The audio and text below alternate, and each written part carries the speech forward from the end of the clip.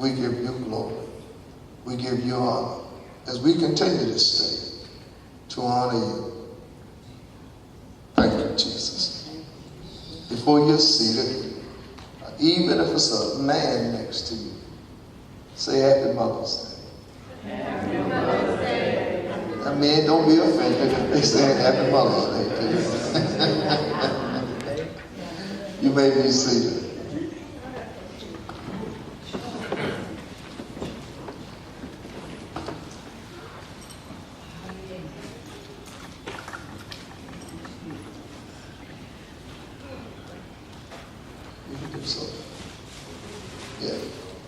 Brother Dre want to give us a testimony of some of the things he's been experiencing in his life. So at this time, I'm going to let him give his testimony.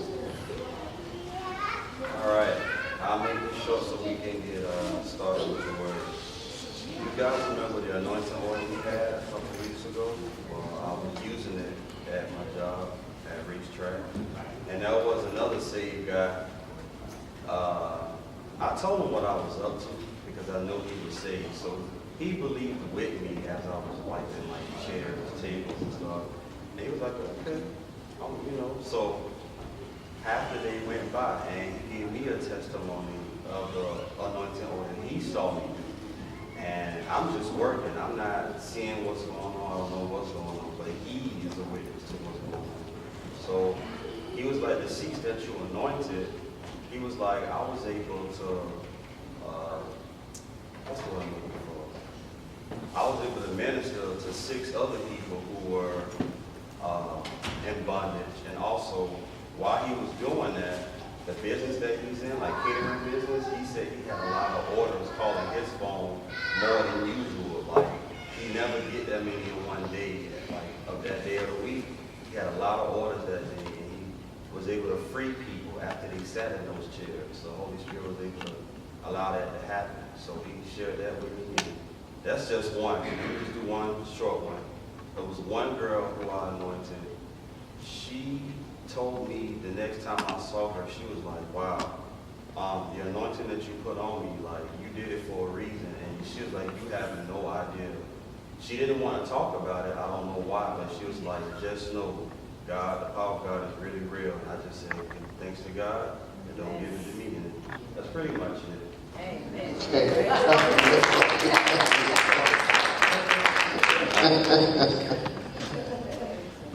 Listen, nothing magical about it. It's just a way of God extending his hand. I always remember this. The anointing is transferable. God used cloth. He used your hands.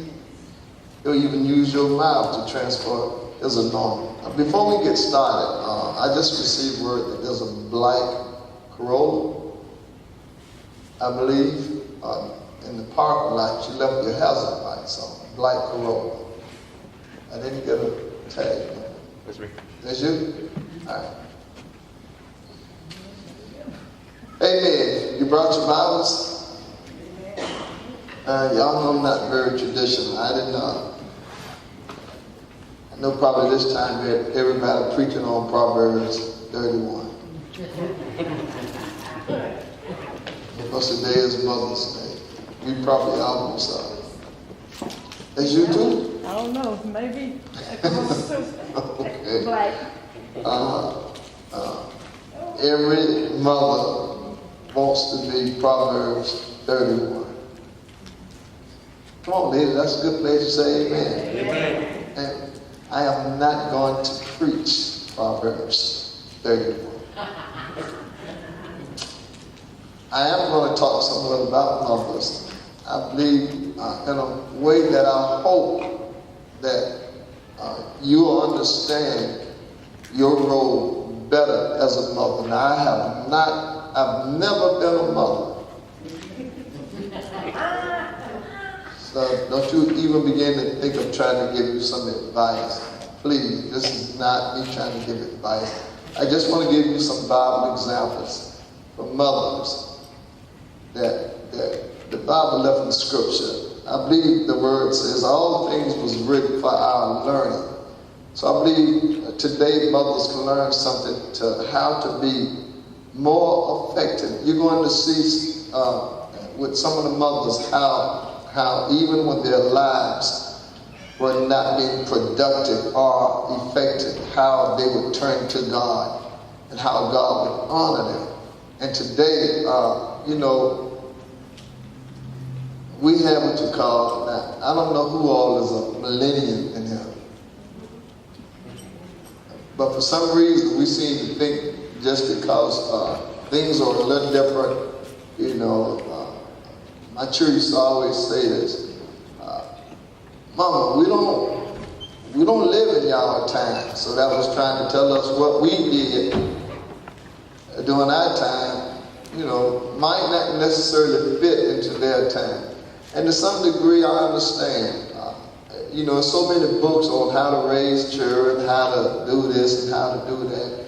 One of the things I've learned about those how-to, and sometimes when you put your experience in a book, we got some couples that we gather with every month. And one of the things that sometimes when I'm with the guys, I say, man, when they want me, because me and my wife has been married the longest, they always want me to share experiences. I say, it ain't gonna do you no good to tell you what I done, because you ain't married to my wife. Your wife might not require that, and you find yourself getting in trouble. And I say this to wives, don't be looking at other men wanting your husband to be that man. That's wrong. I don't care how good he is to his wife, that's wrong for you to start measuring your husband against another man. I can tell you right now, this ain't gonna be good. Amen. But I'm just saying, don't measure me, don't be measuring me. My name Gary, his name probably don't even start with a G. You must have married me for a good reason. If you married me to be somebody else, then you sure enough married the wrong person. Ain't it not? Y'all wives ain't gonna work with me this morning. I just see that right now. Everybody ain't gonna get Barack Obama. Your husband ain't gonna be president. He ain't gonna never look like him. He ain't gonna never be like him. God gave you who you got. Amen. Now, if you don't like what you got, you need to talk to God. Don't get mad at me. Talk to God. Amen. Amen. Because when you walk across that line like I did, you said I do too. It doesn't matter. And so I think it's important that wives, don't be measuring your husband up against the other man. Be thankful for who you got. Amen. Amen. No, you don't look like Denzel. No. But I tell you, if God gave it to you, you got you something better than this. Denzel probably wouldn't have wanted you no way. But I believe Denzel got what we want. What you think? Ain't he married? And from what I heard, they say he was happily married. So ain't no saying you want me to be like him, because we ain't one him. Amen. That's just a little introduction. I know y'all, I'm just not going to talk Proverbs 31. I'm going to tell you something. That's a lot of work to be a Proverbs 31 mama. Y'all wouldn't read that lately. See, y'all read that and that's me. Like you hear some women talking about, I want my Boaz. You ain't no Ruth. You might get the ass part, but you ain't gonna get the Boaz. I see, we go to the Bible and I got a Boaz. Oh, you ain't? No, you ain't. Number one, Boaz dead anyway. Don't be trying to get your husband to be like Boaz. He probably ain't gonna never fall. He probably ain't gonna never pick up a rake in his life. But we have all these different ideas that cause us to drift away from what God really designed us to do. God had you born in this time for a purpose. Amen? And so I just want to encourage wives and mothers. Maybe you don't have a husband, maybe you're just a mama. But this is going to fit you too. And so I want to encourage our mothers. They used to sing a song, be what you are and live the life. God, what is that? God knows. I'm just trying to tell you, listen, God knows your heart. And he know what time he had you born. So don't be mad, because you know what Lord about to know it, there's you still married at those times. You trying to act like if you know certain thing, yeah, you will. Listen, I will assure you right now, if you've been with the past 5 years, ain't nobody made you stay there now. So don't be trying to act like, if nothing, ain't no if nothing. That door you walk this way both ways, over here and out.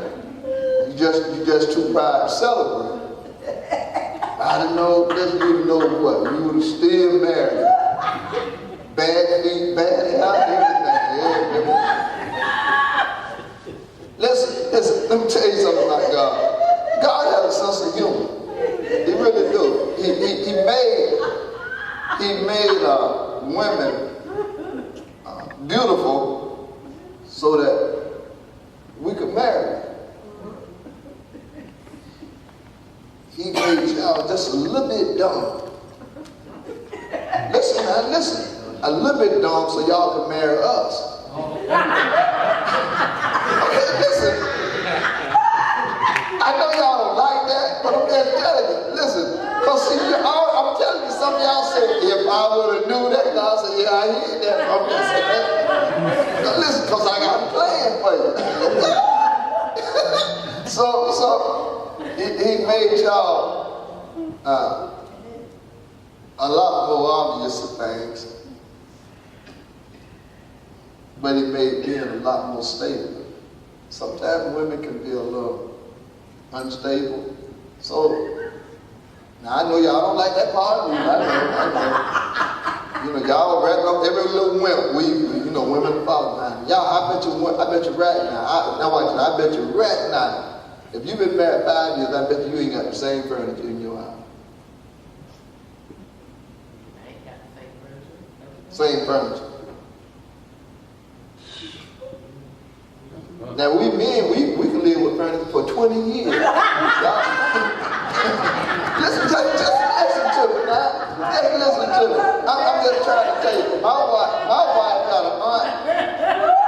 You would have thought Levis was in her house. Every time she walked in Levis and she liked what they had on display, she got rid of what was in her house. I don't know how her husband lived with it, but like I said, she was bringing furniture in there and just gave it away.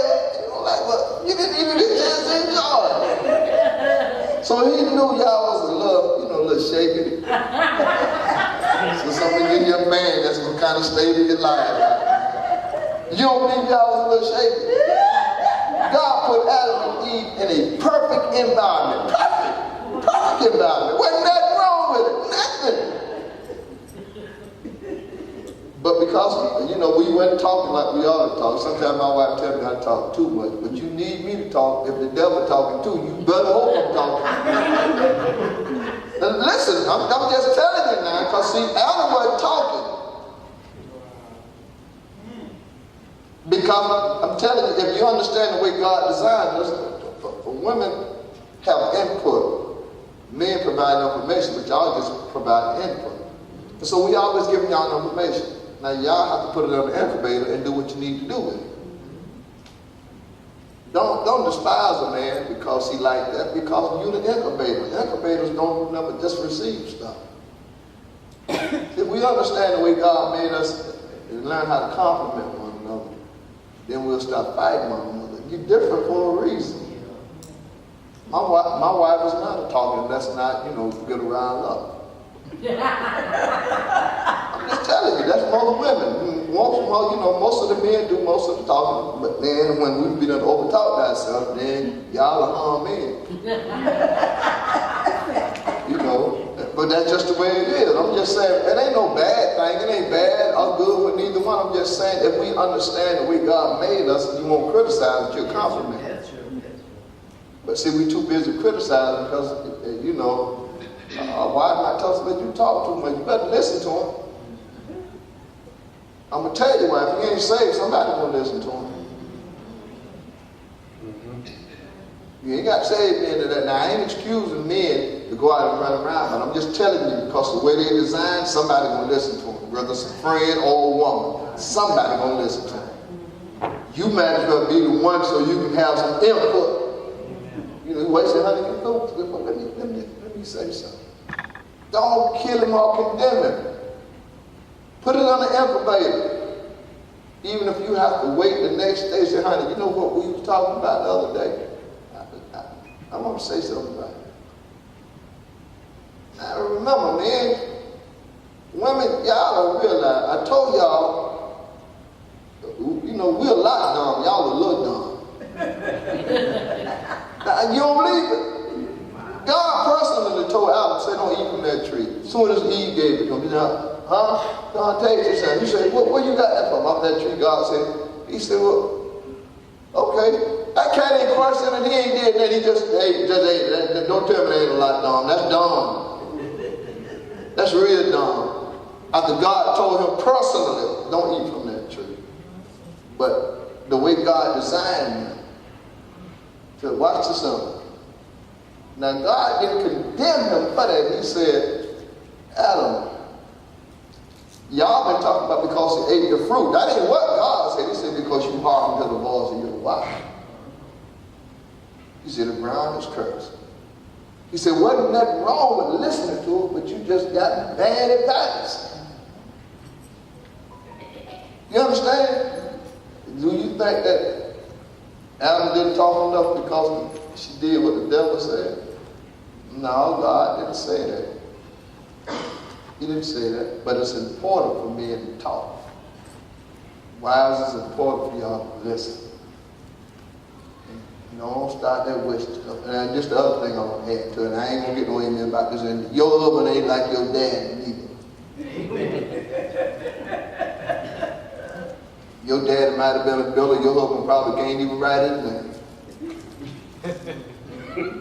Now I'm just telling this because you didn't marry your daddy, your mama did. Your mama didn't even like your daddy. Why are you trying to get me to be like him? I said, boy, you said, Brother Gary, you showing them business deep. I'm just trying to tell you. Some stuff we just, you know, I learned a lot of stuff at home. Some of that stuff I put in the garbage. Why? Because I didn't marry my mama. My dad did. It was hard for him trying to teach me how to be a good father, or a husband, if he wasn't doing what he needed to do. So it didn't leave me much an example. But you know what? In our communities, you hear this often. Cat, 10 years old, I didn't have no dad. Okay, I'll buy that. 15 years old, I didn't have no dad. Okay, I'll buy that. 30 years old, I ain't had no daddy, I ain't buying that. No. You know, there's a saying that if you ugly, at birth to 18, blame your parents. All right, blame your parents because you can't do nothing about it. At 20, if you still ugly, I'm blaming you. Because you can do something about it. You can get your hair cut, you can change your clothes. I mean, listen, there's something you can do to change yourself now. You ain't going to keep putting blame on people. You making all the other decisions, but all of a sudden now you ain't going to make no decision about that because, well, Mama, I ain't had no daddy. Man, come on, man, you 90 years old and you still around and talking about you ain't had no daddy. No, that stuff, some stuff just don't fly. It don't fly.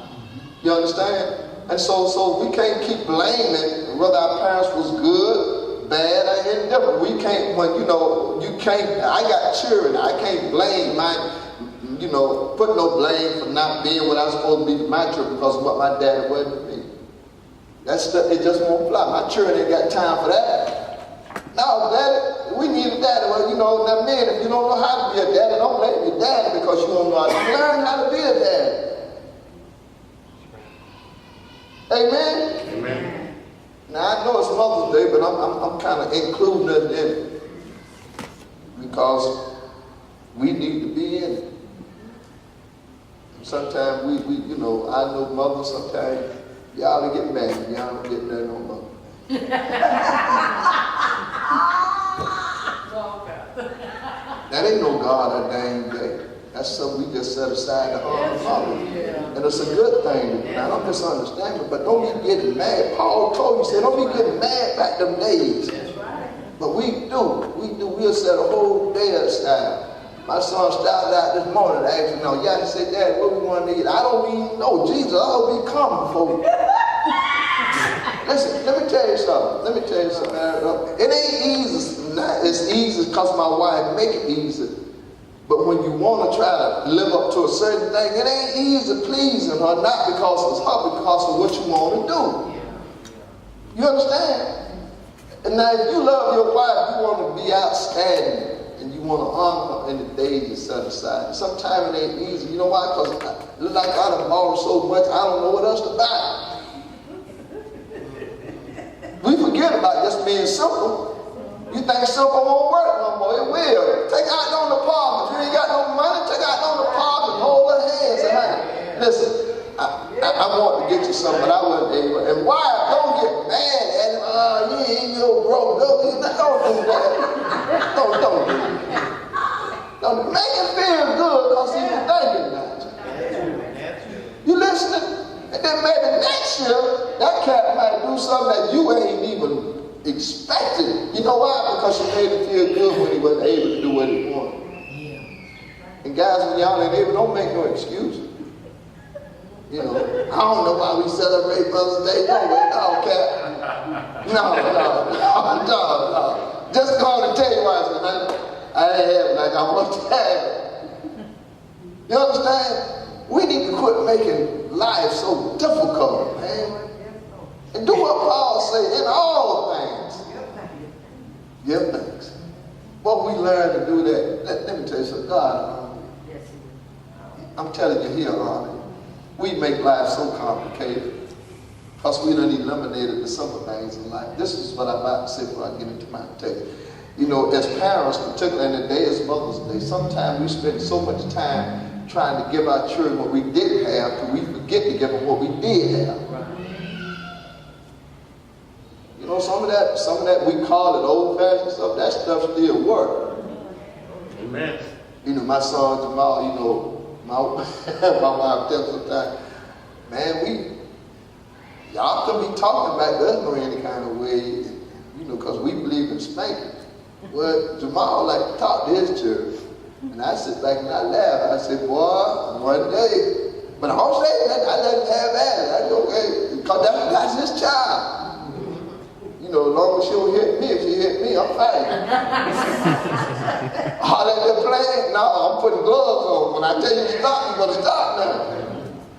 Y'all understand that, don't you? He sitting right there. Listen, I ain't playing like that. You play with your daddy like that. I'm a grandpa. Grandpa believe in the old ways. Well, that don't work. It worked for me. My Bible said if you beat him, he won't die. That's what my Bible says now. But my mama made you feel like you would die when she beat you, boy. So, you know, I don't fall about that kind of stuff. You know, they believe in what they think won't work. Go ahead on. I'm sit back and laugh. Hey, Dad, I'm saying, You know, when it ain't time to eat, you know, like some kids, and I don't see nothing wrong with it. You know, we get kids, back then you couldn't eat then because it ruined your appetite. Journey breakfast, a mile, who been ready to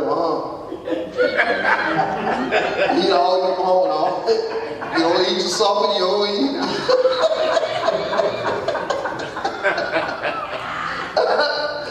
Papa, what do you want? I want the candy, I want everything.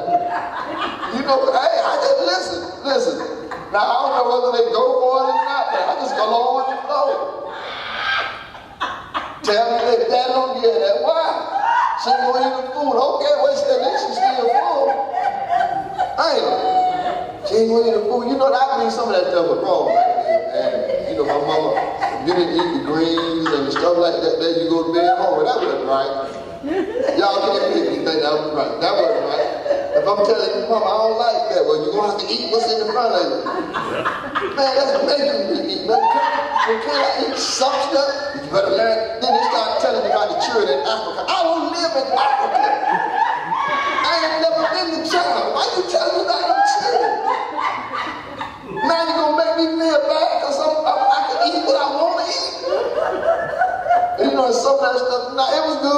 that stuff I ain't go along with, man. Listen, man, I believe broccoli was from the devil, man. You can't make me think that. That stuff, man, some of that stuff we eat, man, come on, man. You need to eat it. That's good for you. I ain't never seen it good from some of that stuff I ate. You listen? They told me about castor oil. Y'all can't tell me castor oil didn't come from here. That comes straight from here. Anything to make your stomach hurt like that, that ain't from God. That ain't from God. But I'm talking about they gave you stuff that was good, and it did you good. But these young people, they don't want to hear nothing about that kind of stuff. So I don't say nothing. I ain't trying to make you take it. I ain't trying to make you eat it. And I told my church this. Back then when we was raised up, man, people have a preacher. Hey, Mother's Day, can I have some fun? Yeah. My mama ain't here, so I'm gonna climb.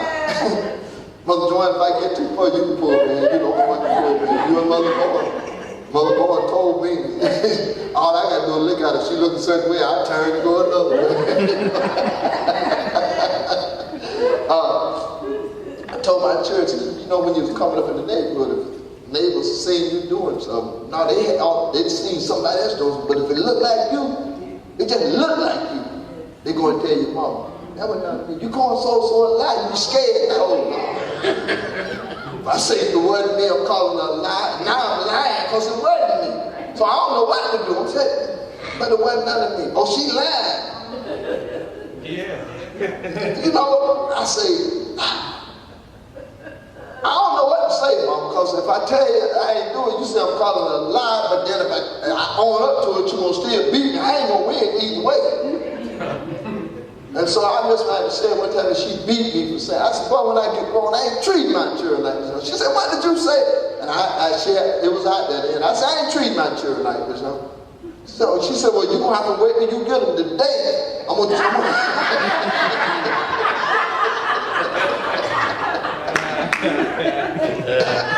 I'm being sassy. But listen, man, I felt like children don't be lying all the time, man. But back then, if a grown person said it, you would give it, man.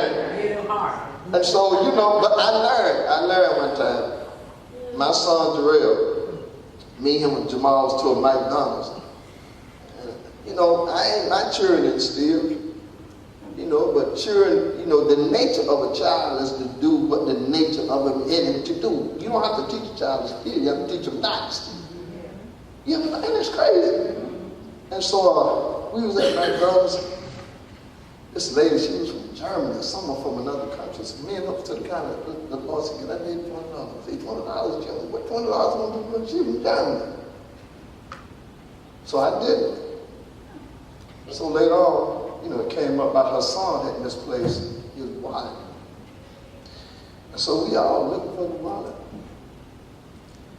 And so I said, what was in the wallet? She said, $19 and something. I said, that's why the Lord told me to get a baby $200. So I did it. And finally, Jarrell went and found the wallet. I'm celebrating. I'm going down everything. But wasn't no money. So I ain't think nothing about it, so we on the way, walking back home, and the Lord said, Jarrell got that money. I said, not my boy. My boy don't steal. He said, I ain't saying. I said, Jarrell, you got that money? He said, no, Daddy. And then he did this other thing. He said, Daddy, you want to search me? Well, I couldn't search him. Because he was making himself too open to me. I said, no. So now you going to say, see, the Lord, I told you. Okay. And we was coming home, and my daughter was in the car. She said, Jarrell, you still got some of that money? Well, I know how much money I had gave her, So I looked back, I'm driving. I said, well, I'm going to get with you. And the Lord said, no, you ain't. I said, what? This cat lied to me. He said, yeah, but you disobeyed me. He said, I didn't even want to believe it. He said, but you should have realized I was the one telling you. He said, it would have given you an opportunity to train it right then and not be mad at me. He said, but if you'd have obeyed me, when I asked you to get a lady the $20, then I would have told you to search it. He said, but you went on your own instinct. And so he said, no, you ain't finna do no deed. He said, you ain't finna be doing no hiding. He said, it's training time. And so, listen, but I've never heard. I'm still, and I went to school one time for my teacher called him a thief. I said, oh, no. No, I got to go out there. So he had stolen pencils. He said, Dad, he said, I took the pencils off my desk. He said, but I didn't steal them. I was playing. I wasn't trying to take it. He said, I got pencils in my bag. So I went to the lady's room. I said, ma'am, what happened? She says, well, he was up behind my desk, and when I came back, the pencils was missing. And so I said, well, what happened? I asked him. He said, Dad, I put the pencils in my desk. He said, the kids in the room took the pencils and wouldn't bring them back. He said, so it made it look like I was stealing. So I said, ma'am, I'm going to replace the pencils. I said, because I don't want you to call my son a thief. I said, because he didn't steal them the way you define stealing. I said, he just took some off your desk and he shouldn't have done that. I said, so I don't want him to be labeled as a thief. That was the only time. But he didn't steal them. He just was acting like a kid. And so they knew I was hard about that kind of stuff. You know, don't lie to me and don't steal. Now, my mama didn't play. That's one thing she passed on to me. You ain't got to steal and you ain't got to lie. It'll go a lot easier if you tell me the truth.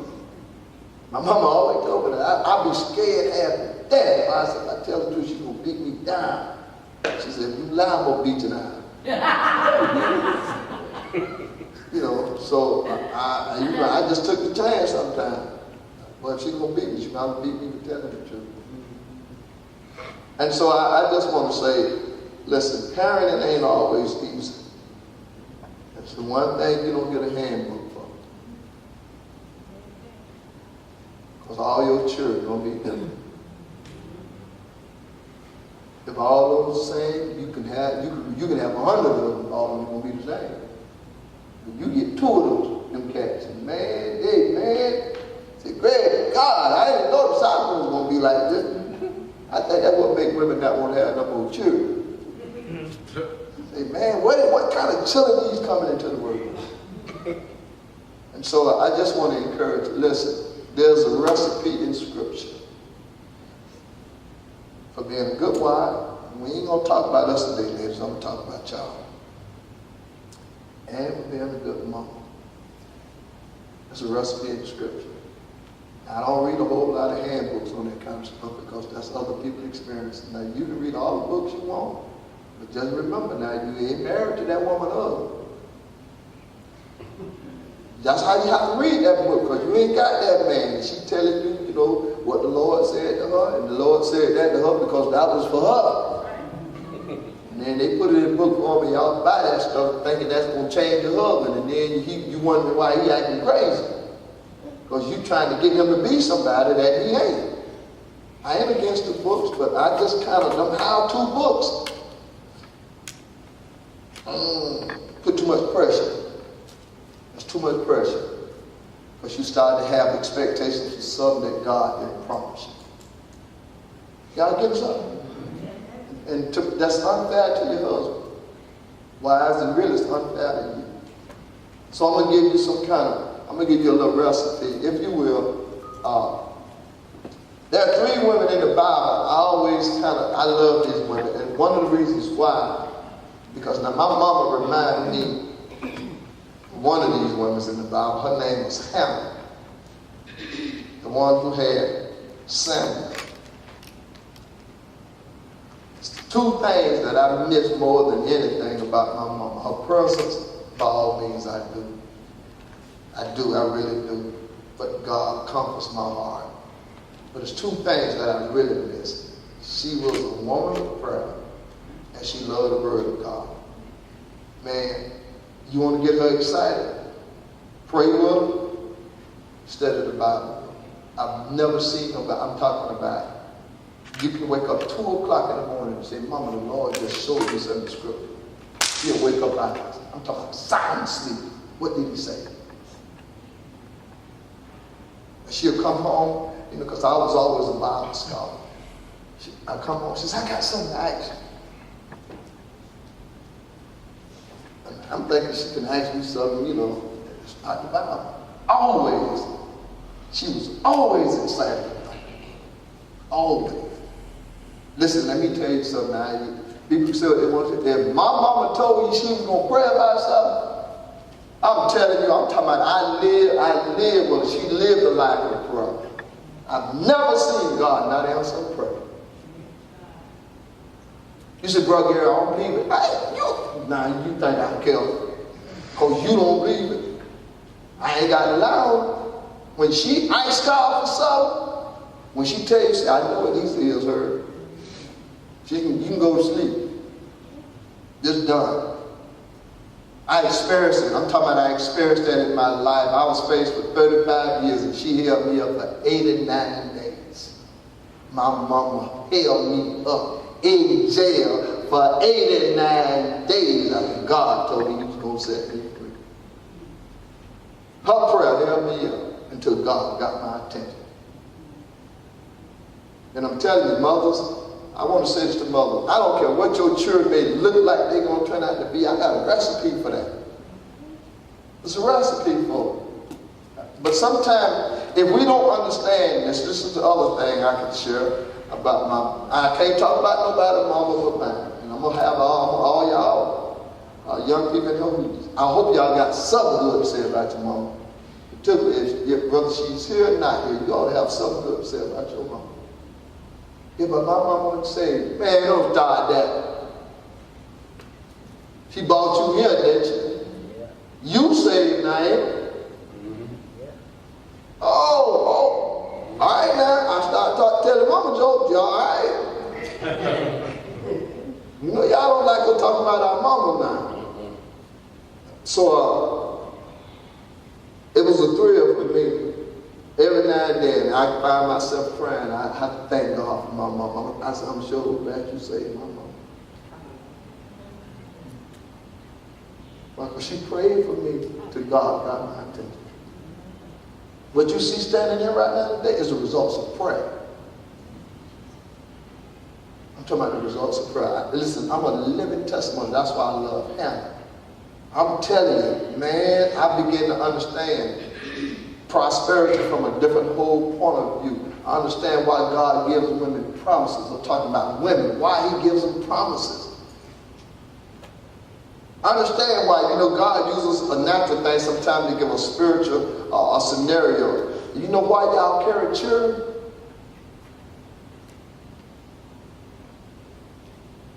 Children are the fulfillment of a promise that God had made to Adam.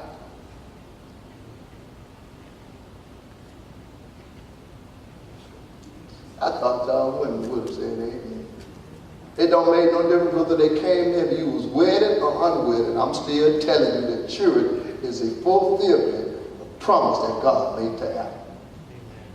When Adam couldn't finish that, he said, let me tell you something, devil, you done interfered with my plan. He said, the seed of the woman gonna bruise your head. Every last one of y'all is a benefit. You are the recipient of what God said to the devil in the Garden of Eden. The seed of the woman gonna bruise your head. We part of that seed heritage. We're the seed of Abraham. So we're part of that promise. While prosperity is so necessary, prosperity is necessary for you to advance God's promise. Why? Because it's perpetual. It's unending. You listening? Yeah. There's one thing about wives, if I can get y'all to understand this here. The greatest thing you can do in honor to God is to pray. Yes. Maybe you don't get enough. You may listen. They may be able in this country or in a country where women ain't recognized a whole lot. I'm telling you, you want God, you want to be honored by God. Don't give up. Please don't forfeit your prayer life. When God wanted to do something, He said, "Call for the cunning women." He was talking about call for the praying women. You listen, it's something about when women come together to pray that excites God. The same Father's Day today, but I just want women to understand you don't have to seek for equal rights. Use your rights you got with God. Amen. Use your rights. You listen, I don't care how much you're being misunderstood by your children. We call our mama crazy when God told her he was going to give a brand new car, debt-free. Me and my brother said, Mama, you need to quit telling people that people think you crazy. She said, I don't care what y'all say. He said, God gonna give me a car and I ain't gonna have to pay for it. My brother tried to avoid that and gave her a car. Gave it to her. Parked it out in the front yard and a drunk missed the post and hit the car. You listening? Well, why would God like to do that there? He said he was going to give me a new car. There ain't no new car. And we call her crazy. I'm talking about a children. A children. We knew my mama was a saved woman. But we said, Mama, you got to stop telling people that. Didn't matter. She said, y'all can disown me. She said, well, go ahead. Call me whatever you want to call me. She said, for the years out, I'm going to have a brand new car. On December the 31st, God took it all the way to the end of the year. The end of the year, 1975, I'll never forget. Canary Yellow Note. She got the kind of car she wanted, she got the color car she wanted, and she got it in the year he promised it to her. Now, you know how stupid we look. Her educated church, she only had a 6th grade education. But see, you don't need an education to learn how to pray. Hey, you listening? She prayed us out of jail often. She said, I don't come to jail to visit y'all. If you go, you're going on your own. She said, you get one phone call. When you call me to let me know you're in jail, that's it. She meant that. You don't call no more. You know, like we put money on the telephone. My mama didn't play that. Now, if you went to jail and she told you, said, now listen, I'm going to tell you what to do to keep you out of jail. If you do what you want to do, don't be calling me. You say, man, that was mighty cold out there. That was mighty righteous. Know one thing, I ain't want to live with them.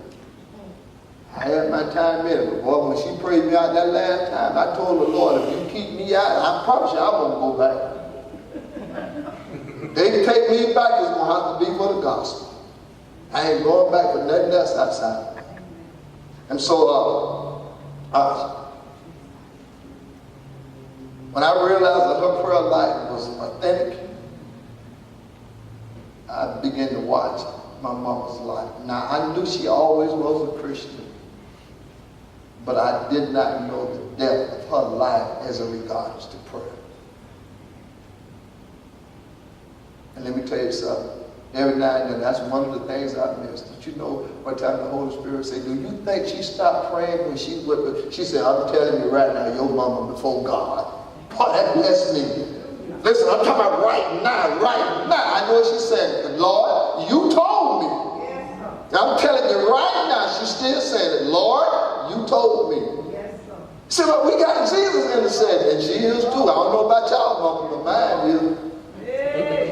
That Jesus don't need no help. No, he showed up. He showed up. And she ain't there because Jesus needs help. She's there because she got a son down there on the earth. Are you listening? Now listen, they're my great memories. That's the thing that made me want to see Jesus. I told my mom, if you see Jesus before I do, I said, you got to allow me at least 100 years. She said, 100 years for it. I said, you got to give me 100 years just to thank you. Yeah, you got to let me just tell him how much first I thank you for saving my mama. And I want to thank you for answering my mama prayers. Thank you, Jesus. I got to have that time with him just to thank him. Just to thank him. I believe in that. Mama, y'all don't realize the power God invested in you. You don't have to be Proverbs 31. There's some things that God ain't said in Proverbs 31. He's saying about y'all. Did you think that God ended this conversation about a woman in Proverbs? Are you kidding me? You ought to read what he said about Mary. Highly favored.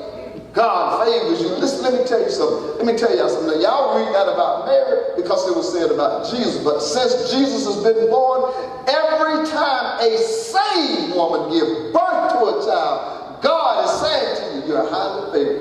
bring forth something I want.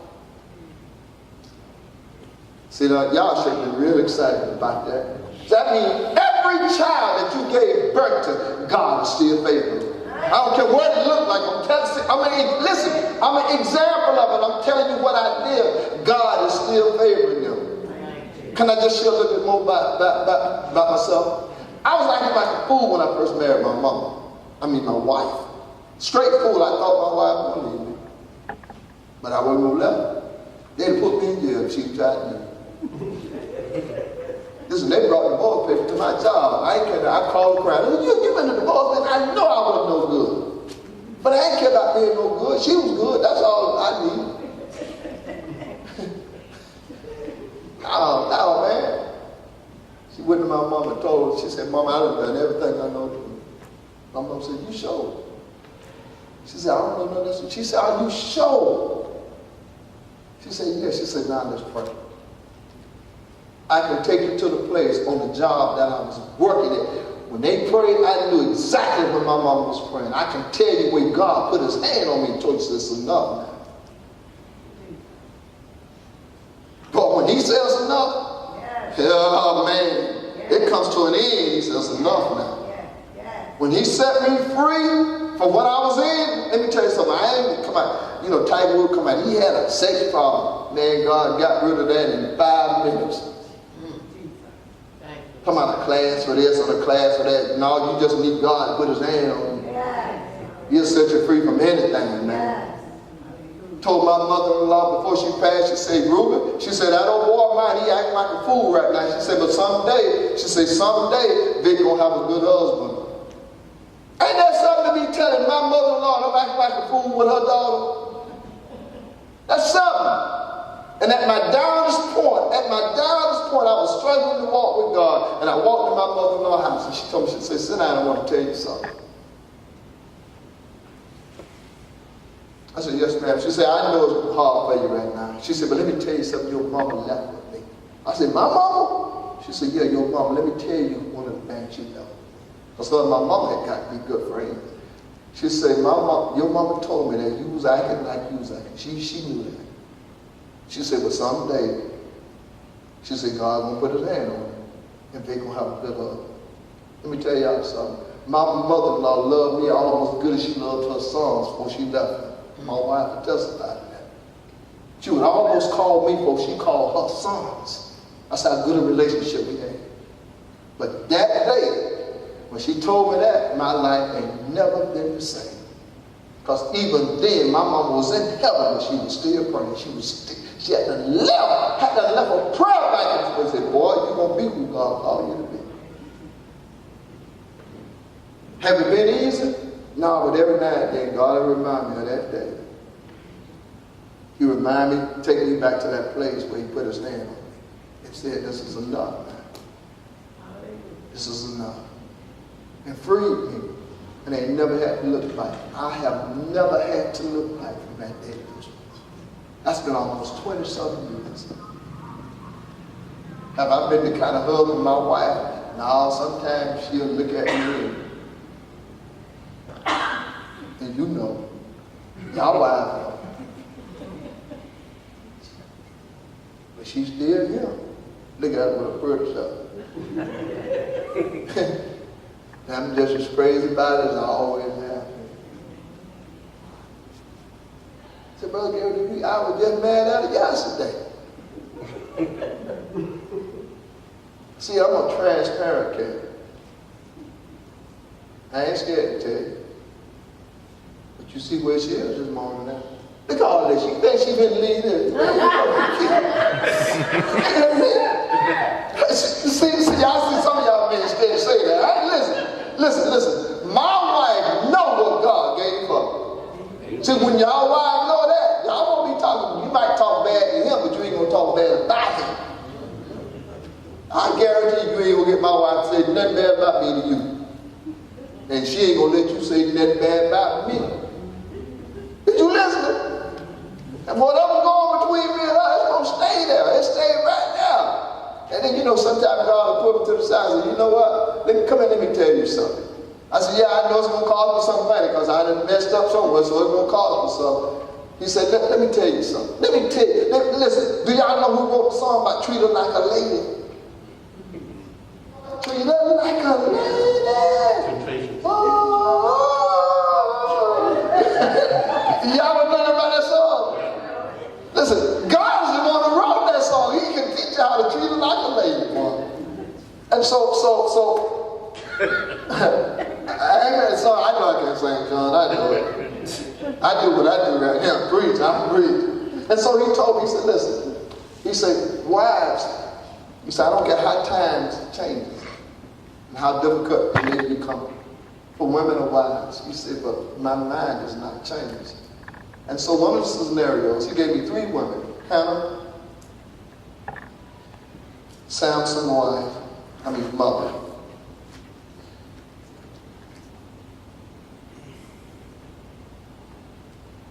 And Isaac's wife. Each one of these women had the same thing in common. But I love the story more about Hannah more than I do about any other. She reminds me so much of my mom. I'm just going to read you a portion and then I'm going to end because my wife has something planned for the mothers. To me, Hannah was go to the first chapter. Did I tell you I was going? Hannah, the first chapter. I just want to read you a few verses and then I'm going to comment.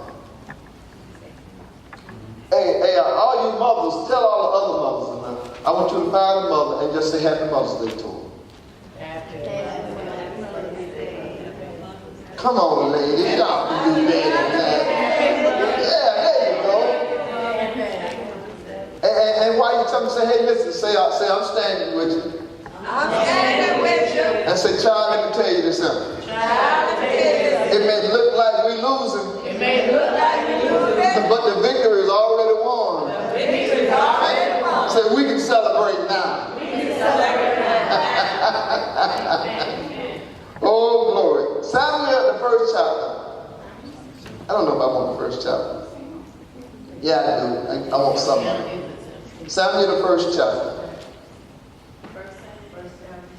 First Samuel, first chapter.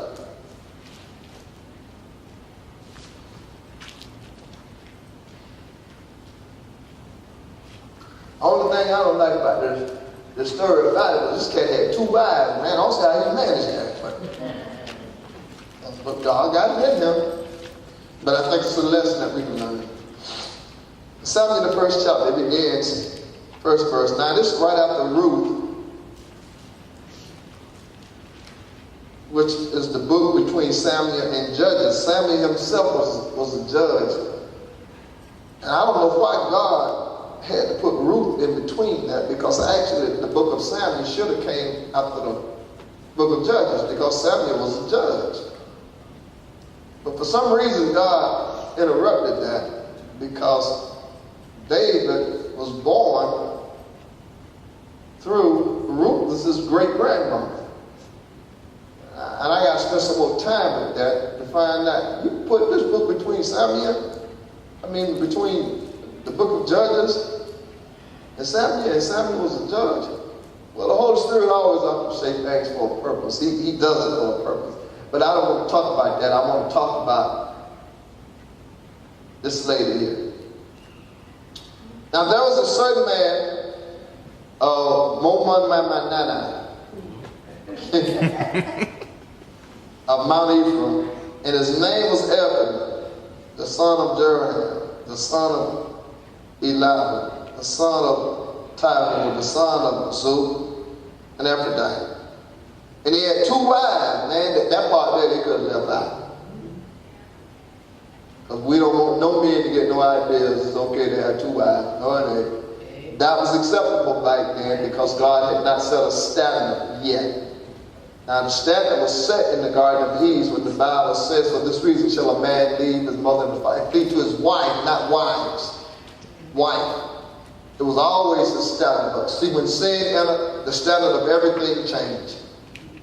I'm going to say it again. When sin entered, the standard for everything changed, but it didn't change what God said. Now, can you imagine if Adam, because Adam was the one who said this, but Jesus made it sound like God said it.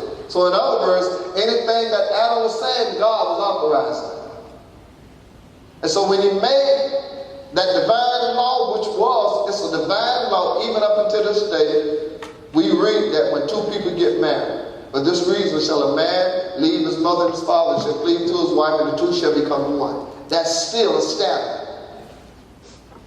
Ladies, I would expect y'all to say amen. I said, that's still established. Amen. That's still established. He don't change. Now notice what he said. Now I'm not listening. I don't want nobody to think I'm becoming critical or I'm taking a cheap shot. He said, for this reason shall a man. Y'all didn't get that, did you? Shall a man leave his mother and his father, shall cleave to his wife. It didn't say for this reason shall a woman leave his mother. It said a man. So the standard for marriage is still a man and a woman. Amen. Now if y'all got any other thoughts about it, now remember I'm a Bible preacher. I didn't come up with my own theology. That's what the Bible says. I didn't set the standard for that. Listen, let me tell you something about divine law. You cannot legalize something that goes against what God says. Amen. I don't care what kind of laws you try to write, it does not change what God said. Amen. I don't preach against gays, I don't preach against homosexuals. I don't need to preach against it. I just preach the truth. Now you may think I'm preaching against it, but I don't have to preach against none of that stuff. I just say what the Bible says. If you don't want to know what I got to say, don't ask me, because I'm going to tell you what the Bible says. Now, if you don't believe the Bible, ain't never been you talk about it. If you think it's okay for two men or two women, now this is going to be on Facebook, so I'm going live. If you think it's okay, that's you and God. That ain't me and you now. I need to say it. That's between you and God. That ain't between me and you. Everybody got a release. And you entitled to it. And the only problem you're going to have is when you stand before God, you're going to say, hey, did somebody tell you that I stopped being God? And that I can't lie? I don't even tell a white lie. Amen. And if they didn't tell you, I don't change. Now who you think I'm going to stand with? I'd much rather be ridiculed by people. You understand? Be afflicted, be persecuted. It's okay. It don't matter. Take me to court, take everything I got. Don't mess with my wife and the children. You can have everything else. But I ain't going to stop telling you the truth. I'm not going to stop telling you the truth. Listen. We talk about stuff that's acceptable. Let me tell y'all something. God has no tolerance for anything that is ungodly. Amen. Now people come on, we talk, well, no, listen. I hate what God hates. Amen. Else I wouldn't know what to hate if God didn't hate it. I wouldn't know what to love if God didn't like. Because now his nature is in me. So when I find out what he like or don't like, that's when I adjust my thinking to. God don't like that, I don't like it. Well, you can't think for yourself. No, I quit thinking for myself a long time ago. Is you listening? See, when you start thinking for yourself, you can isolate yourself from God. You ain't smart enough to entertain thoughts without God. You listening? You don't have to be a rocket scientist for that. Until you can create one grain of sand, man, you ain't got nothing to talk about. The Bible says it's my thoughts are not your thoughts, neither your way is my way. But he tells me how I can have his thoughts. So if I don't have them, I know how to get them. And so when I get his thoughts about what he think about, I ain't got time to entertain your thoughts. I just really don't. I don't care about getting persecuted. Persecution is going to come for those who live God. Just a question I got to ask, why y'all ain't being persecuted? Because the Bible said if you live godly, you're going to suffer persecution. Amen. That's what the Bible said. I welcome persecution. It may come from a family member. It may come from a friend. It don't matter. See, when God set a standard, he don't change it. Our job is this. We don't become too comfortable with complacency. You know, sure persecution. Listen, nobody normal wants to be disliked. Nobody. Everybody wants to be liked. But now when it gets to God and you, that's where we cross the line. Now, you're going to not like me for telling you the truth? Okay, that's your choice. I'm going to still love you and I'm going to still tell you the truth. I said, but there's one thing you would not be able to say about me, was that I lied to you. You ain't going to be able to say that. In the end, I believe this, that if we tell people the truth continually, someday every normal person want to be set free. It's abnormal people who don't want to be set free. Normal people want to be set free. I'm talking about normal people. There's something wrong with you if you don't want to be free. There's something wrong with you. I choose to live free. And so I just want to put that in, but I want to get back to Hannah. The Bible says he had 2 wives.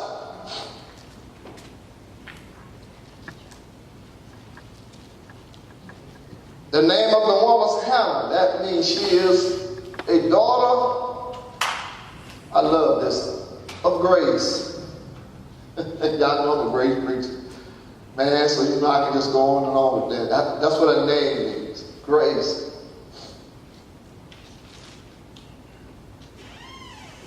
And the name of the other was Peninnah. And Peninnah had children, but Hannah had no children. And this man went up out of the city yearly to worship. Thank God she had a worshiping husband. And to sacrifice unto the Lord of hosts in Shiloh. And the 2 sons of Eli, Hophni and Phinehas, the priests of the Lord, were there.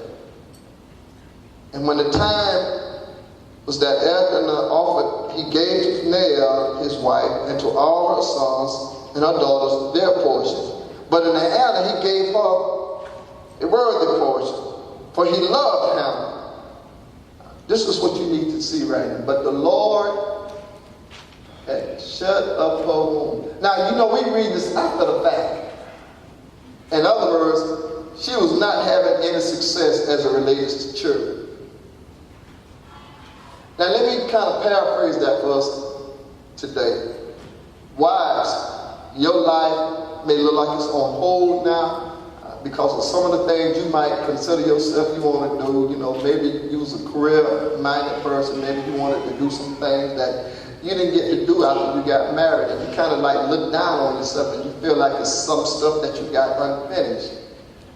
But the thing I like about Hannah was that she was not just a career woman. She saw her life as being unproductive because the plan for God for her life was to have children. Now, remember I used a word earlier. Prosperity has a plan attached to it. You want to know why some people don't prosper in the church? You don't embrace the plan of God for your life. All right? God gives promise for prosperity, not the promise of prosperity. I say he gives promise for prosperity. In other words, remember I told y'all, wives, you like an incubator. But I want you to start thinking spiritually. Have you given up on the promise that God has made to you, whether you were single or even since you've been married? Have you given up on it and now you're wondering why your life just appeared to be unfulfilled? Talking about mothers right now. You done had children, your children grown, and you still don't seem to be satisfied. You've accepted complacency as a way of life. But yet not, deep down in your heart, you are not satisfied. You know, you seem to get some answers to some of your prayers, but you still ain't satisfied. This is where Hannah was. Her husband was giving her a worthy portion. As a matter of fact, he was paying her more attention than he was the wife that had the children. You listening? And ain't it something that still wasn't enough for him? The Holy Spirit had that included, but God had shut up a womb to where she couldn't have no children. But the plan for her life was for her to give birth to something that God desired. Do you know what Samuel means? His name means asked of God. In other words, God was waiting for her to ask him for a child. Now you ask yourself this question. Why? She had a husband. Why didn't God just let her have children? Always remember this about a promise. Every promise God gives you comes with instructions. Remember I was telling you about Samson's mother? Did you know that her and her husband couldn't have no children? And she get a visitation from an angel, and the angel tells her, said, you won't have a son. And, you're not to eat, you're not to, to drink stuff that produce wine and stuff like that. He had given her instructions in how to carry this baby. And so when she went and told her husband, she said, a man of God came and tell me I'm going to have a child. And so he said, okay. He said, Lord, let me see this man of God that you had to speak to my wife concerning a child. And God honored him. So when the angel appeared again, he still didn't know this was an angel. And he asked this question. He said, what shall be the rule of this child's life and his work? You find that in Judges the 13th chapter. He asked, what shall be the rule? In other words, what's going to govern this child's life as he grows up, and what's going to be his work? Have any of y'all ever bothered to ask God, I don't care how far along your child is, maybe your child is going astray, maybe your child is acting in an unbecoming way because you somehow have never ever tapped into the rule for his life and his work. See, when you understand the rule and the work, then it makes your prayer more powerful. Amen. It'll bring it back in line. You ever heard this here? Train up a child. Now see, you just been reading that and you think that meant just make sure they go to school, make sure they get an education. That is not the training that God was talking about. It may include education, but it may not. So it's important for you to know God's rule and his work for that child. Is you listening? So we forfeit, now I'm going to hit y'all parents with something. We forfeit our children's future because we don't ask God about them. This ain't the kind of Mother's Day message y'all might be ready to hear. And you're wondering why your child's misbehaving. It ain't because it's a bad child. It ain't because you didn't raise that child to do that. The thing that is missing is that you didn't ask God. I told you Samuel means to ask God. God purposely drawing up, close up, said, nah, this child ain't coming until you ask for him. Well, then I'm going to give you instructions for him. Don't be mad at your children. I told you my mama held me up 89 days in jail. She prayed. God said, when you want to come on? She said, on my birthday. She said, but in the meantime, I need you to get us attention. Let me tell y'all something. God instructed me from Fulton County Jail all the way to Miami Airport, all the way to 422 Northwest 10th Avenue. When I say God brought me home, saints, I ain't just talking religiously. God brought me home. He brought me home. And today, I stand in supernatural because of God. Amen. Don't make no difference what nobody think. I don't care how crowded this church is. I don't care how many people. Listen, I stand now on the shoulders of Jesus. Amen. I've had, oh Lord, I've been here 14 years. Why this church ain't full? They say, Gary, what is you looking at, the pews, or are you looking at me? He's constantly had to tell me, don't lose your focus looking for people. So I said, okay, Lord. I said, but Lord, I hear so many preachers say, hey, you gonna listen to me? And he asked me this question one time. He said, Gary, tell me what do success is. People say success is. You listening? kind of car you drive, is it the kind of house you live in, is it the kind of church you pastor? He said, you tell me what it looked like because somehow you don't think I know. I asked you this question. The first person to have a church split was Jesus. Now you tell me he wasn't successful. He never had a church over more than 12. But thousands followed him, but wasn't but 12 committed to him, and one of them turned back. Now you tell me, was he successful? Even the people who was following him when he died thought he was a failure. He appeared to him after he was raised from the grave on the road of his master, and they asked the question, he said, hey, why y'all around here walking and sad? He said, are you a stranger? You don't know what's going on? They called him a stranger. They didn't even recognize him. So you tell me what success looked like. They couldn't recognize him. Are you telling me the man who hung on Calvary, who died and God raised him again, are you telling me he is not successful? Because nobody recognized him. So he asked me the question, what does success look like? I said, Lord, I got to be honest to you. I thought I knew what it looked like. But I know when you ask a question like that, I know I don't know because you won't ask me stuff that I know. I said, I don't know. He said, well, let me begin to show you what it looked like. That's what he showed me. He showed me his son. See that y'all won't be talking about the blessing. What it looked like. Success looked like Jesus. Hallelujah. He said, hey, he said, I was dead. I was buried. He said, I'm alive forevermore. You know what that means? He's alive. That means ain't nothing else going to take him out.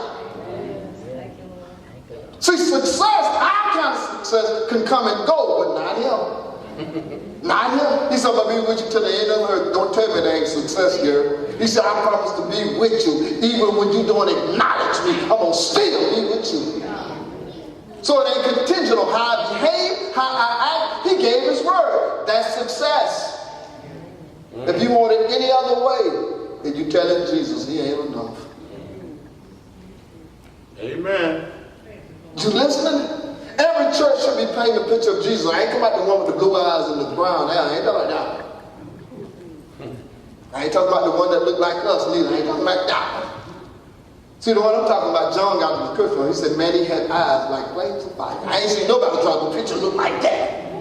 Why do you want to draw something looking like that? He says feet look like they've been burned in fire.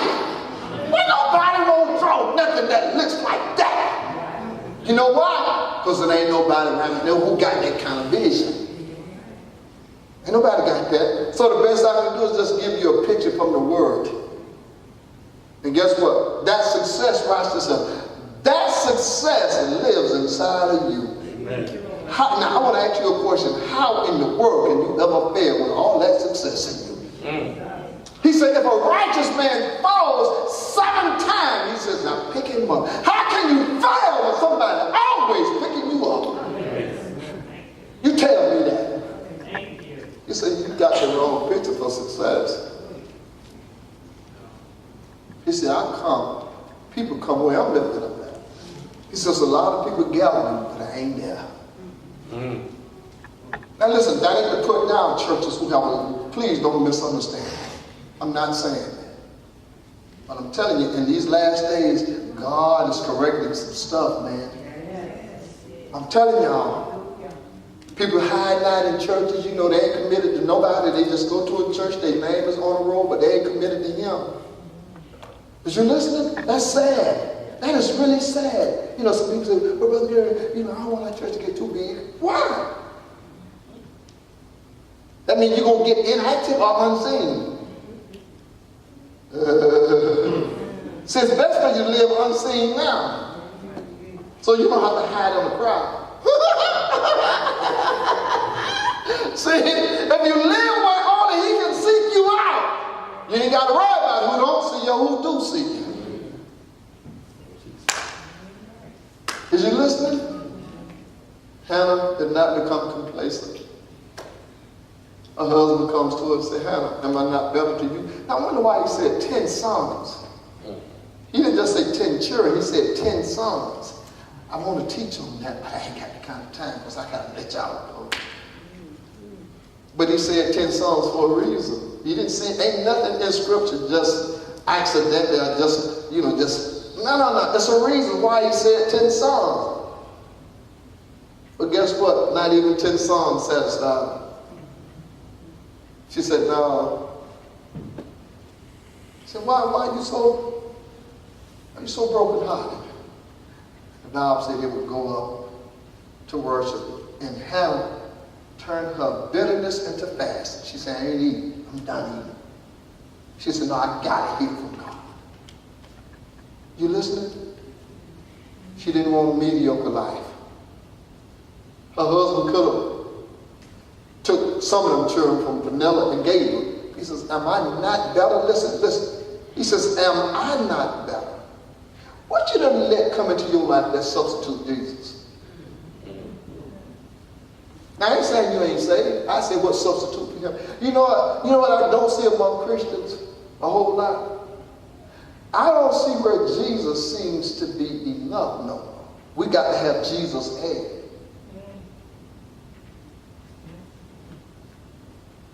Remember what I said earlier? Some mothers get mad if you don't give them no Mother's Day. That means Jesus ain't. I'm a good mother. I deserve something. Oh. Who made you a good mother? Was it your qualities? You taking too much credit for something that you really don't deserve. Now, I know y'all mothers. I know y'all ain't gonna say, man, I know it. Now hold up, Brother Gary. You don't know me. I sure don't. You got that right. I don't know you. But I see your answer. How you at it? Because you ain't saying that. Listen, I know we think certain things we deserve, we should get it. And yet you right here talking about Proverbs 31. It didn't say she was going to tell her children to call her blessed. It says her children shall call her blessed. And just a little jokey joke. I'm saying, what your children been calling you lately?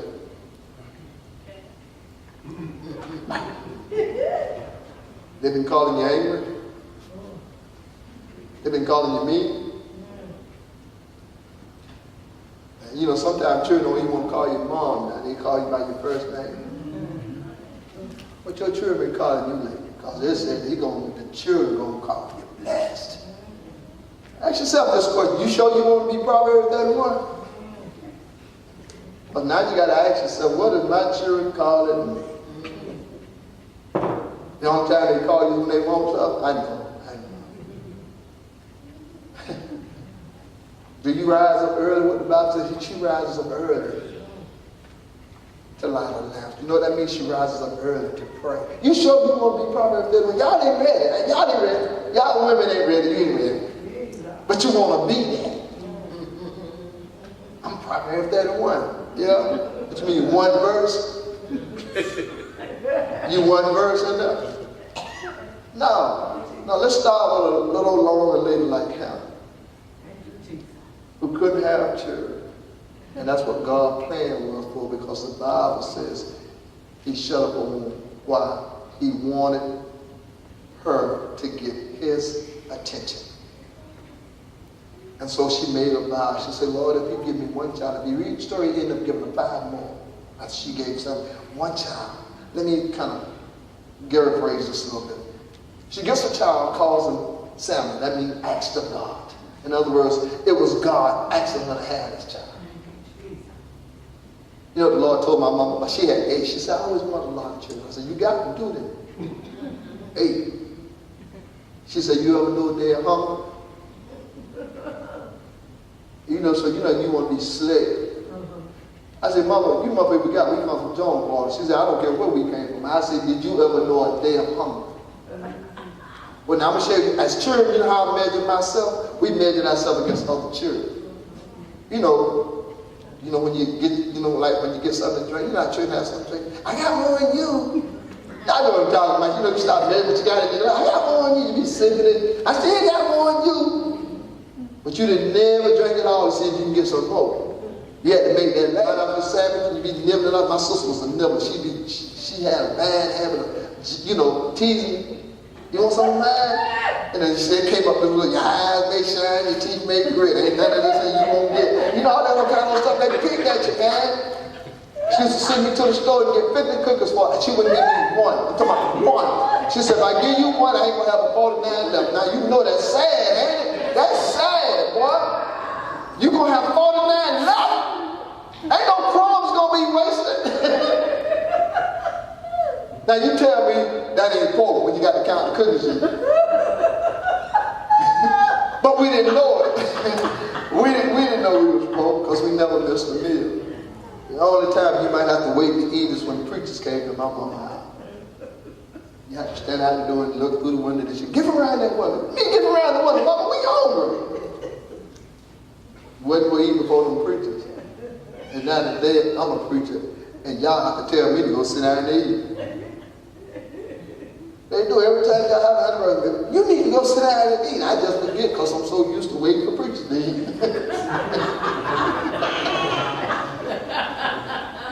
Well, you're a preacher, Pastor, I know, but I still think when the preachers got eaten. But it was a good thing because God told us, she said, and it's true today, I'm talking about we live this dream. He said, I'm going to save all your children because you chose to give them Bibles instead of balls. And you think we didn't have a desire? Well, me and my brother was good athletes, but we never made it. There was 5 of us.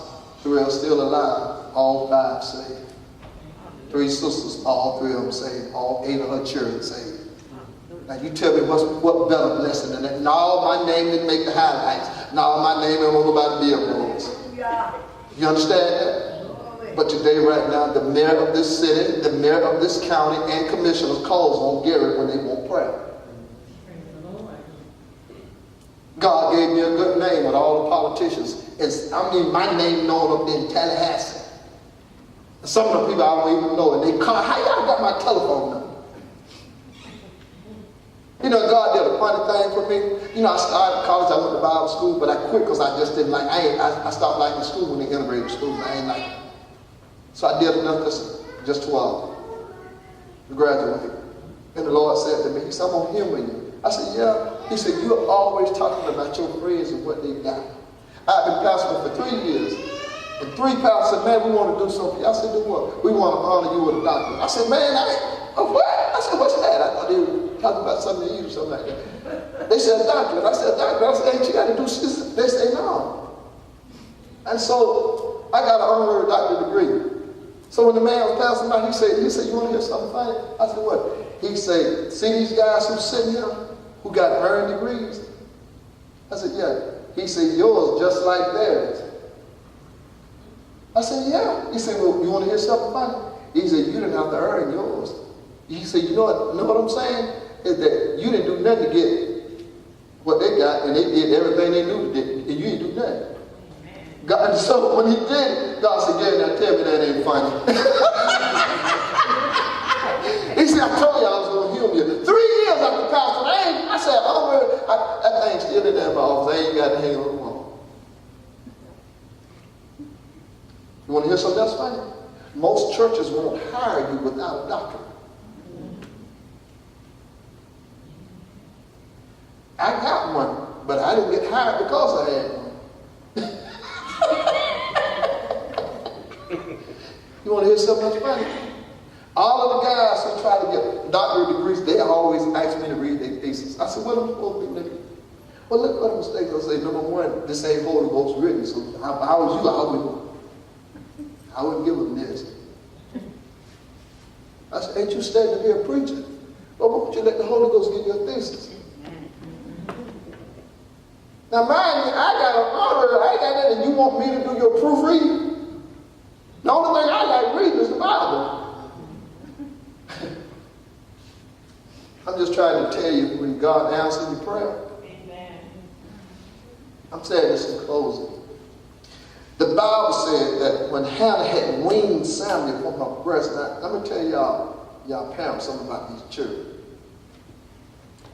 There come a time where you got to trust them to God. Now, listen, I want you to understand what I mean trust. Because I need you to follow Hannah's example. You know, sometimes when you trust in God with your children, that means I'm done with them. I took my hands off them. No, listen. The Bible said every year she would take him a coat because he would outgrow last year. And so the Lord said, you know what that means? I said, no, what that means? It means that she would pray for him all year long. She covered him in prayer. And she said, and guess what? The answer would be to her prayer was that he would grow into what she was praying. But y'all missed that. As you listen, say he would grow into what she was praying. And so finally he got to an age to where God could talk to him. Now the Bible don't give the age, but he got to the age where God could talk to him. And so when God began to talk to him, he thought it was Eli because that was the only voice he had ever heard. He had never heard God talk to his mama, but God was talking to his mama, but Samuel had never heard it. He had never heard God talk to Eli. He was right there in the church. But because she had covered him yearly with prayer, finally God says, now she's weaning from her, now I can talk to him. What I'm trying to tell you, pal, you know, sometimes you think your advice is the best advice. Sometimes it'll do you good not to say nothing. Let God take over. Yeah. Quit trying to be the child's savior. Yeah. Let Jesus be what he was born to be. Hallelujah.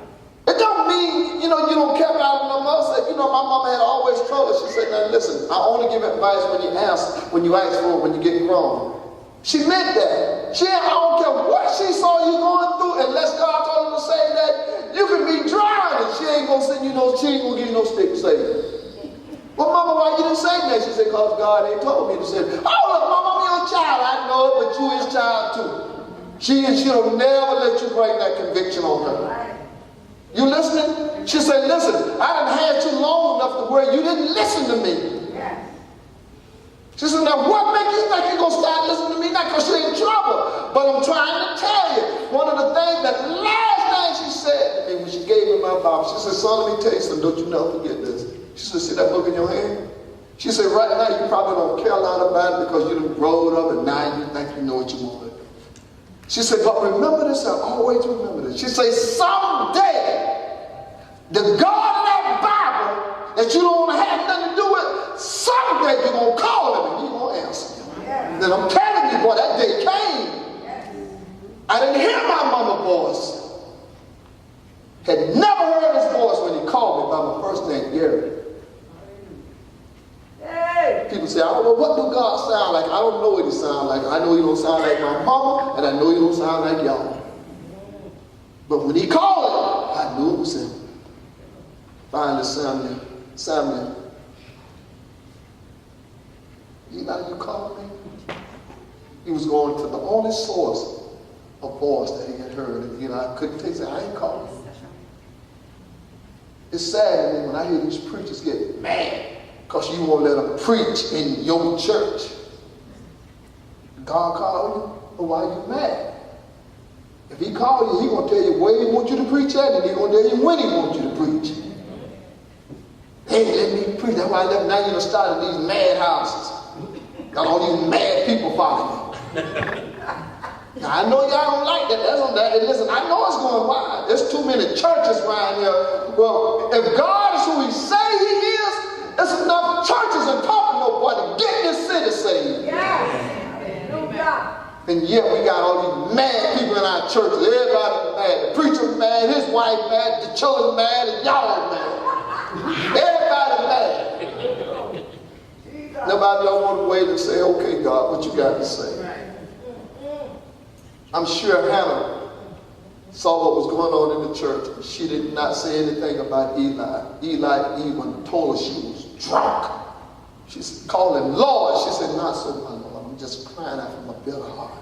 She didn't know he was praying for her. Him. Hannah was praying for him. And finally, God, he said, go back and lay down.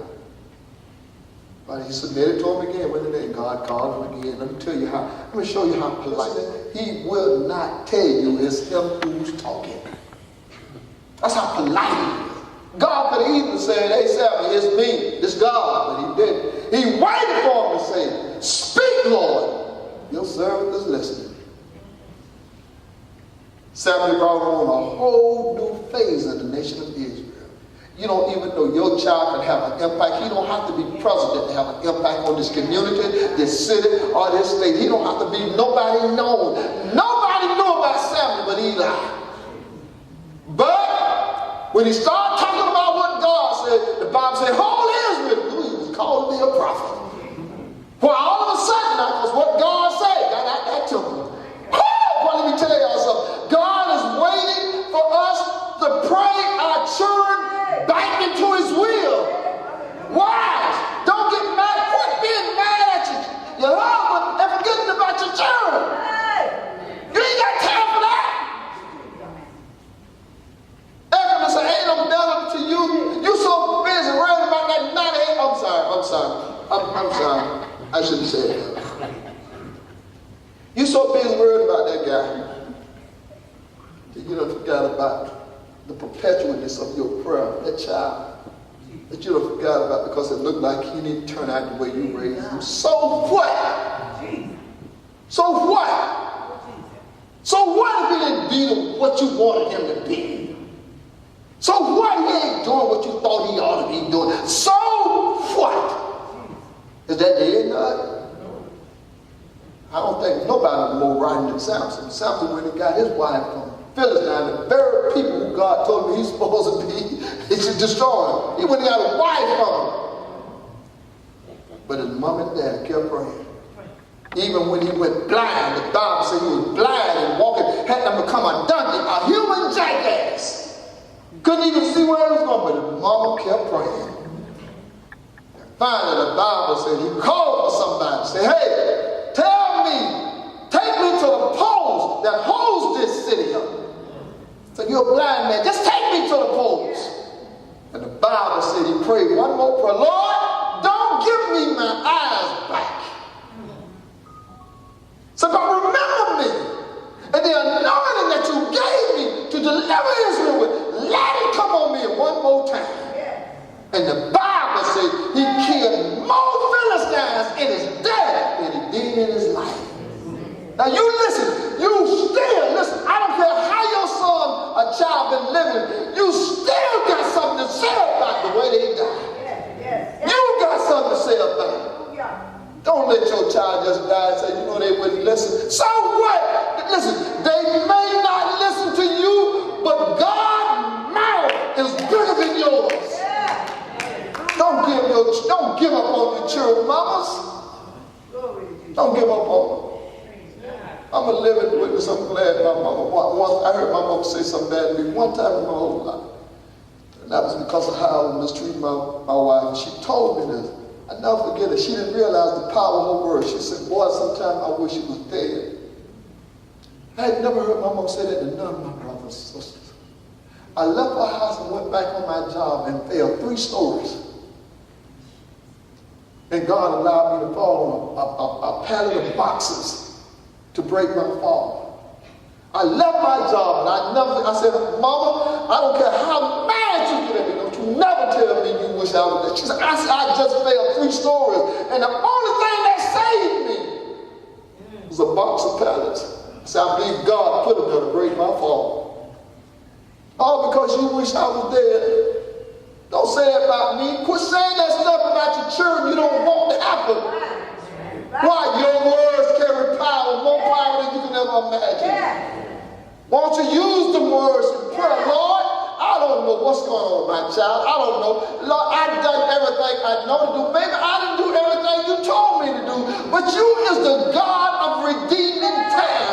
You can turn back the hands of time and bring my child back. Listen, that's what he's waiting on. Maybe your life ain't satisfied now because your children is going astray. God is waiting for you to say, listen, you want to know why you're so dissatisfied? Because I got a child that I gave you, and you ain't coming there with prayer. And I want to know why. Ladies, I know this probably ain't the kind of Mother's Day prayer you want. But I just want to wake up what's on the inside you. Remember this, every promise come with prosperity.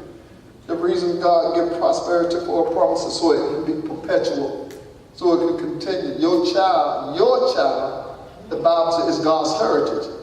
You don't want to stand before God and treat his heritage like it wasn't nothing. The Bible says your children is God's heritage. And this is the way we're going to treat heritage. I don't need to tell you the story about my son-in-law. You've heard me say it over and over again. 12 years I had to go out to the schoolhouse every year when he was in school. Every year. Every year. Every year. We went to the schoolhouse so much that they called me and my wife troublemakers. But I know one thing that God had taught me about children. You better not let none of your children go to hell, boy. I said, well, Lord, I can't keep them from going. He said, I'm telling you, you better not let them go. And you talking about ain't nothing. He said, I tell you what, you don't want to stand before me and tell me that. I said, well, Lord, what can I do? He said, what I gave you to do. He said, the thing that you think is the least is probably the greatest thing you can do. Pray! Yeah. Glory. He said, you don't think much about it, wife. I said, what I do? He said, you can't. He said, you can't think much about it. Remember I told y'all 2 Sundays ago, you remember what I told y'all?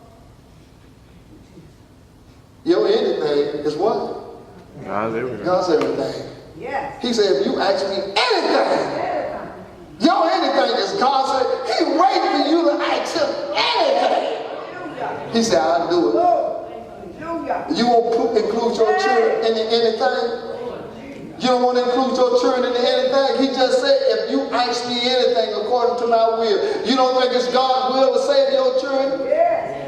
You think God know you didn't make a whole lot of mistakes? You think God know you wasn't perfect? You think God know you done did and said things before that child that make that child resent you? You think God don't know that? He knows it. He knows it. Jesus. But he's bigger than you. Yes, he is. And he just wants you to give him an opportunity. Hey! Lord, thank you, Lord. Will you stand, please? Jesus. Thank you.